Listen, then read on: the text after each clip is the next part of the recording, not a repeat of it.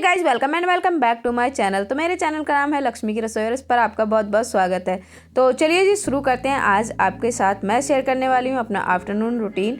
तो यहाँ बच्चे स्कूल से ना आने के बाद का मैं आपके पास साथ शेयर करूँगी। तो बच्चे स्कूल से आ गए थे, उन्होंने खाना खा लिया था, उसके बाद कर रहे थे अपना होमवर्क करने के बाद ना क्या करता है जो बेटा होता है वो अपनी ना चीज़ें इधर उधर ज़्यादातर वो छोड़ देता है रखी हुई। उसकी चीज़ें ना अभी मुझे ही रखनी पड़ती है। हालांकि उसे अभी मैं सिखा रही हूँ खुद से कई सारी चीज़ें रखना, स्कूल से आने के बाद ड्रेस अपनी उठा के रखना, बैग वगैरह रखना, लेकिन फिर भी क्या छोटा है तो वो कर देता है। तो बस मैं यहाँ पे सबसे पहले ना ये सारी चीज़ें समेटूंगी और उसके बाद ना इनके जो पेंसिल बॉक्स हैं सारी चीज़ें ना उठा के अच्छे से एक जगह पे रख दूँगी, जहाँ से अभी मैं जब इन्हें दोबारा वर्क करवाऊँगी ना तो ये आराम से उठा के ले लें अपने से।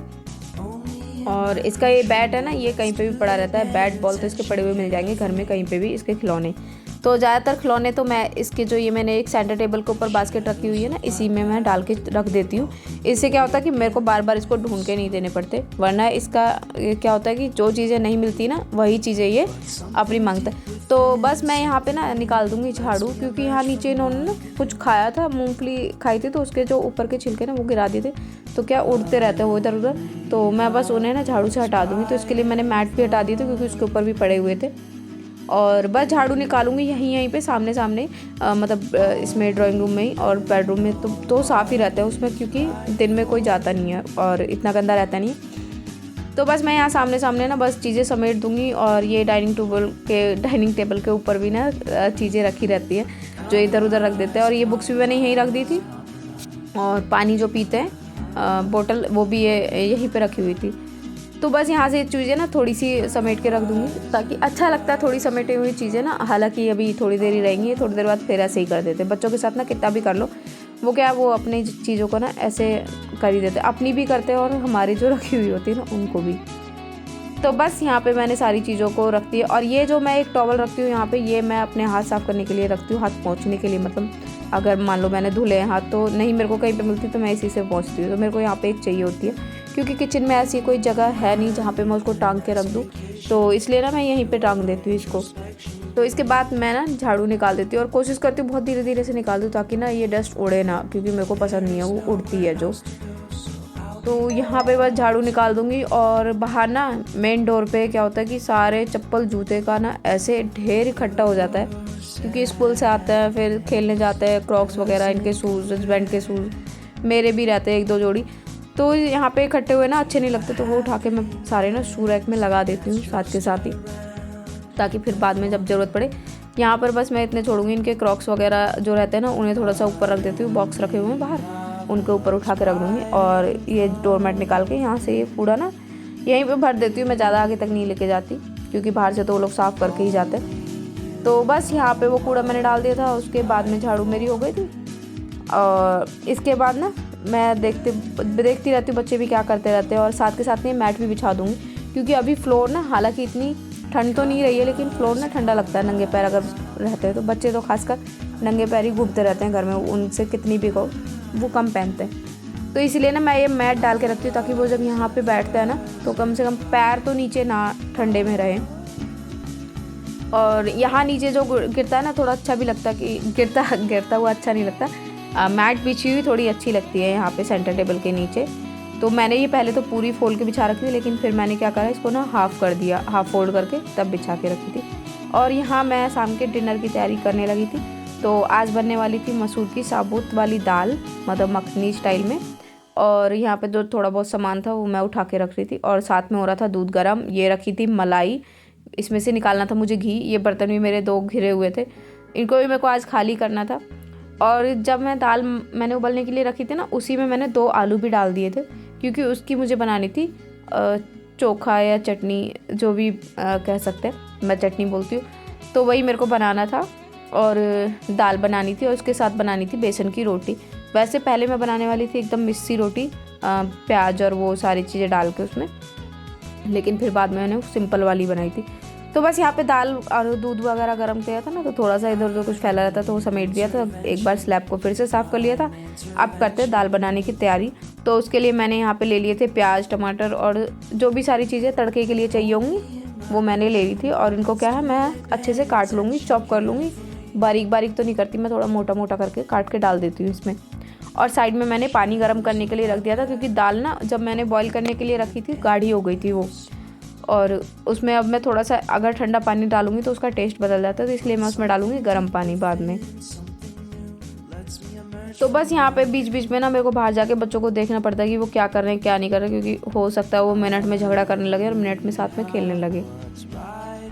तो बस यहाँ पे मैं काट रही थी प्याज, और ये दाल ना खाने में अच्छी लगती है। मखनी दाल मैं इसके साथ भी बनाती हूँ, और उड़द की दाल होती है ना जो बनती ही मखनी दाल है, उसमें राजमा वगैरह पड़ते हैं, चने भी पड़ते हैं, तो उसमें बहुत सारी चीज़ें पड़ती है, लेकिन उसको क्या भुगोना पड़ता है हमें, क्योंकि राजमा और वो सारी चीज़ें ना गलते नहीं है। ये क्या फटाफट बन जाती है और बच्चों को पसंद भी आती है। तो बस यहाँ पे मैंने डाल दिया तेल इसमें, और जैसे ही तेल गर्म हो जाएगा ना तभी हमें इसमें जीरा डालना, वरना ना मस्टर्ड ऑयल में क्या होता है अगर थोड़ा कच्चा रहता है ना तो उसमें स्मेल आने लगती है। तो ये खूब जब इसमें से धुआं निकलने लगे ना तब हमें डालना होता है इसमें हींग जीरा। हींग मेरे हर खाने में पड़ती ही पड़ती है। तो यहाँ पे मैं ना सबसे पहले इसमें से दाल में से आलू निकाल लूँगी, क्योंकि उबल गए थे, इन्हें अलग निकाल के रख दूँगी और बाद में इन्हें मैश करूँगी। तो देखिए मैं कैसे दाल ना बनाती हूँ। इसमें बहुत सिंपल सा तड़का है, इसे ना पीस के भी डाल सकते हैं, लेकिन मैं यहाँ काट के डालती हूँ इसमें। तो बस तेल गरम हो रहा है, उसके साथ ही मैं काट दूँगी टमाटर और इसमें डालूँगी हरी मिर्ची, तो वो भी मैं काट के ना रख लूँगी यहाँ पे। तो वैसे तो मैं ना शाम को हल्का ही बनाती हूँ, लेकिन क्या था दिन में खाना किसी ने प्रॉपर खाया नहीं था, तो मेरे को इसलिए शाम को ऐसा खाना बनाना पड़ता है। और मैं चावल भी इसके साथ बनाऊंगी। चावल मेरे पास ख़त्म हो गए थे, वो वाले जो हम डेली बेसिस पे खाते हैं, तो मेरे पास थे वो तोड़ा होता है ना बासमती का, वो टुकड़ी जो आते हैं चावल के, वो वाले थे। वो मैं खिचड़ी या खीर के लिए यूज़ करती हूँ, लेकिन आज मैं खाने में भी वही बनाऊँगी दाल के साथ। टेस्टी लगता है अच्छे से बनाओ तो बस यहाँ तेल गरम हो गया था, उसको मैंने डाल दिया हींग जीरा, और उसके बाद मैंने डाल दिया था इसमें प्याज। और प्याज जैसे ही भुन जाएगा ना, अच्छे से भून लेना, ज़्यादा डार्क भी नहीं करना। उसमें डाल देंगे हम टमाटर, और हरी मिर्च मैंने यहाँ पे काट ली थी, क्योंकि मैं लाल मिर्च इसमें कम डालूँगी, हरी ज़्यादा डालूँगी। तो बस प्याज भुन जाएगी तो बाद में हम ये सारी चीज़ें डाल देंगे इसमें।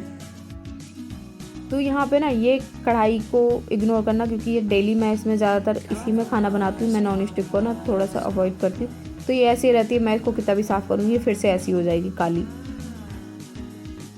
तो बस यहाँ पे प्याज भुन चुकी थी, उसके बाद डाल दिए मैंने चावल नहीं डाले मैंने, इस पर डाल दिया टमाटर, प्याज, लाल मिर्ची और नमक, हल्दी, धनिया पाउडर। मेरे सारे खाने में ना यही मसाले जाते हैं, इसके अलावा मैं कुछ भी नहीं डालती हूँ। अगर कुछ स्पेशल बनाना होता है तो ही स्पेशल मसाला डालती हूँ कोई भी, उसके अलावा कोई मसाले मैं इसमें नहीं डालती हूँ। तो बस यहाँ दाल का मसाला जब तक तैयार होगा, मैं यहाँ पे जो मैंने आलू निकाल के रखे थे उनको कर लूँगी मैश। तो मैश करने के लिए ना मैंने यहाँ फॉक में और इस एक बर्तन में, मतलब इसी में कर लूँगी। और मैं क्या करूँगी इसको बनाने के लिए ना, इसमें जो मैं दाल के लिए मसाला बना रही हूँ ना, प्याज टमाटर की जो ग्रेवी सी बनेगी, उसमें से ही थोड़ा निकाल के इसमें मिक्स कर दूँगी मैं। तो इससे क्या होगा ना, ये बहुत अच्छी बन जाती है टेस्ट में। तो बस यहाँ पे बच्चों को भी भूख लगने लगी थी, बार बार आ रहा था पूछने के लिए कि क्या बन रहा है, क्योंकि इसको ये दाल बहुत पसंद है। तो बस इसके लिए अब फटाफट से हम बना लेते हैं खाना।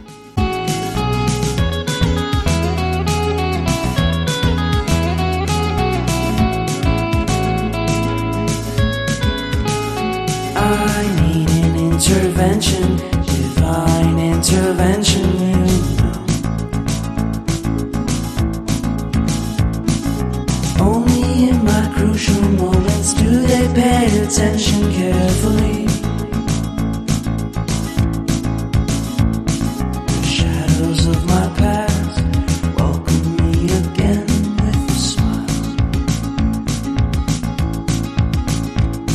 But something deep within, something.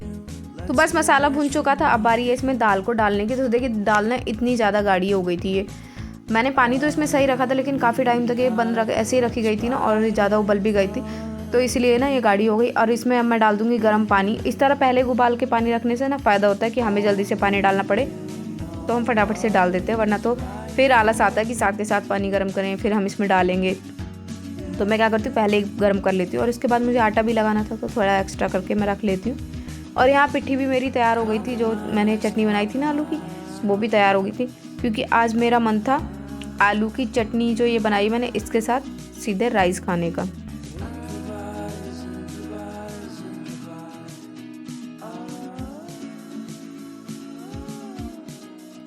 और यहाँ अब ना दाल भी बन गई थी और वो चोखा भी बन गया था। अब बारी थी इसमें हरा धनिया डालने की। तो बस यहाँ पे मेरे पास थोड़ा ही था, तो मैं थोड़ा सा इसमें दाल में डाल दूँगी और थोड़ा सा डाल दूँगी अपने आलू की चटनी के अंदर। दाल में ना धनिया की खुशबू बहुत अच्छी आती है। और यहाँ ना दाल बन चुकी थी, तो मैं क्या करूँगी, ये मैंने लोहे वाली कढ़ाई में बनाई थी, तो साथ के साथ मैं इसको ना दूसरे बर्तन में ट्रांसफ़र कर देती हूँ, वरना ये और ज़्यादा काली हो जाती है। उसके बाद मैंने दाल में डाल दिया था थोड़ा सा क्रीम। इससे बहुत अच्छी, इसमें ना अच्छी सी क्रीमी सा टेक्सचर आ जाता है, तो बहुत अच्छी लगती है। और साथ में मैं बनाऊँगी चावल। तो चावल बनाने के लिए मैंने जो कुकर है ना उसको मैंने गैस पे रख दिया था, उसमें थोड़ा सा ऑयल डाल के और जीरा मैंने डाल दिया था। और बस चावल मैंने साइड में धुल के रख दिया, तो जैसे ही वो पक जाएगा तो मैं इसमें डाल दूँगी चावल। और अंदाजे से इसमें डाला मैंने पानी। इसमें ऐसा कोई फिक्स नहीं है पानी मेरा, तो अंदाजे से मैं इसमें डाल देती हूँ। और बस इसमें ना मैंने प्रेशर कुकर में सीटी लगाने के लिए छोड़ दिया था। एक सीटी में चावल बन के तैयार हो जाएंगे। उसके बाद क्या करा, मैंने आटा लगाने के लिए यहाँ पे थोड़ा सा आटा लिया था और थोड़ा उसका आधा मैंने लिया था बेसन। उसमें डाला नमक और थोड़ा सा अजवाइन, हाथ में इस तरह से क्रश करके डालना है। इससे ना रोटी बहुत अच्छी बनती है। पहले मैं इसमें प्याज और लहसुन और हरा धनिया, मिर्ची वगैरह ऐसे इस तरह से पेस्ट बना के भी डालती थी, तो उससे ना बिल्कुल ऐसा रेस्टोरेंट में जो मिस्सी रोटी मिलती है ना वैसा ही टेस्ट आता है। लेकिन अभी मेरे को बहुत जल्दी थी, तो मैं इस तरह ना ऐसी ही इस वाली प्लेन रोटी बनाऊँगी सिर्फ बेसन की। तो यहाँ पे ना ये एक बास्केट है, मैंने सारे कपड़े ना इसमें रख दिए। पहले इसमें मैं फ्रूट्स रखती थी, तो जो किचन के जितने भी सारे कपड़े हैं ना, टॉवल वगैरह, वो सारे मैंने उसमें रख दिए और वहाँ पे अलग से रख दिया, तो देखने में भी ना गंदा नहीं लगता। तो आटा मैंने लगा दिया था। उसके बाद तैयारी थी सैलेड की। तो सैलेड में यहाँ काट रही हूँ लच्छा प्याज, और इसी में मैं साथ में ना कस दूँगी खीरा को भी। इससे जल्दी कट जाता है, बार बार ऐसे ना और एक ही जैसे शेप के कटते हैं। तो बस यहाँ पे सैलेड भी मेरा तैयार हो गया था, उसको साइड में धुल के रख दूँगी। पहले मैं धुलती नहीं हूँ, पहले काट लेती हूँ प्याज को और उसको, फिर बाद में ना धुल के अच्छे से अलग रख देती हूँ। उससे ना पानी भी निचुड़ जाता है और खाने में अच्छे लगते हैं। तो बस अब बारी है रोटी बनाने की। तो यहाँ पे मैं रोटी बना दूँगी और खाना मैं सबको दे दूँगी, बच्चे हस्बैंड खा लेंगे। तो ये वाली रोटी है ना गरम गरम खाने में अच्छी लगती है, एक एक सिकते आते रहे और खाते रहो बस। तो यहाँ सबसे पहले ना मैं बर्तन दे आऊँगी, अपने आप सब लोग निकाल के खा लेंगे। खाना मैं बाहर रख दूँगी, अपने आप से खा के, मतलब खाएंगे तब निकाल लेंगे, जैसे जैसे खाएंगे। मैं बच्चों को तो मैं ही निकाल के दे देती हूँ, अपने आप निकाल लेंगे बाकी वो। तो यहाँ रोटी डाल दी थी और मैं कुकर में देख रही थी चावल बने या नहीं बने। तो चावल भी बन चुके थे। तो देखिए आज का खाना हमारा ये था, आलू की चटनी, चावल, दाल मखनी और सैलेड, और थी बेसन की रोटी। ये अभी पढ़ रहे थे, उसके बाद में बच्चे।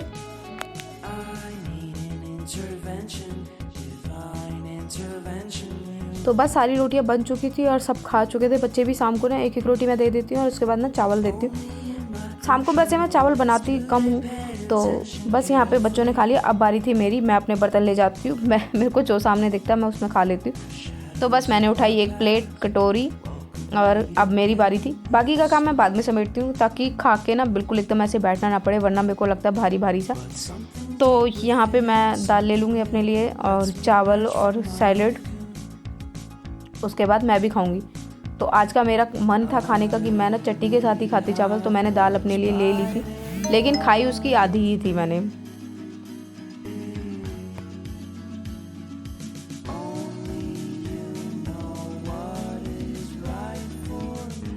और ना इस तरह से आलू की चटनी बनाई हुई मेरे को बहुत पसंद है, तो मेरा जब भी मन होता है ना मैं इस तरह से बना लेती हूँ दाल के साथ में।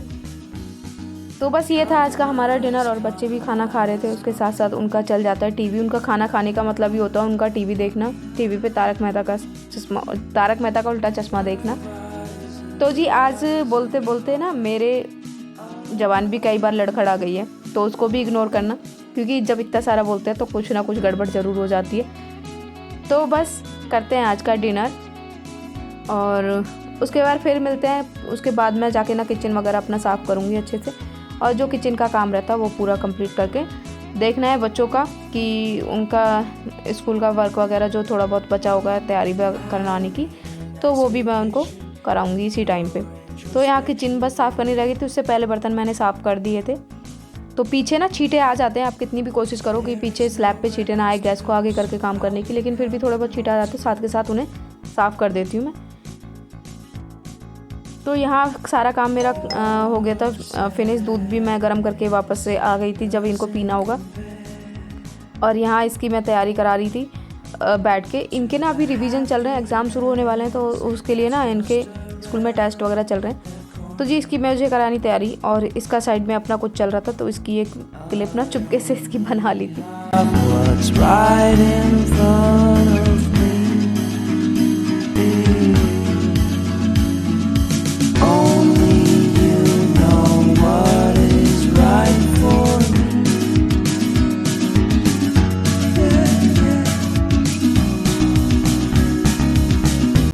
तो आज के व्लॉग में था बस इतना सा।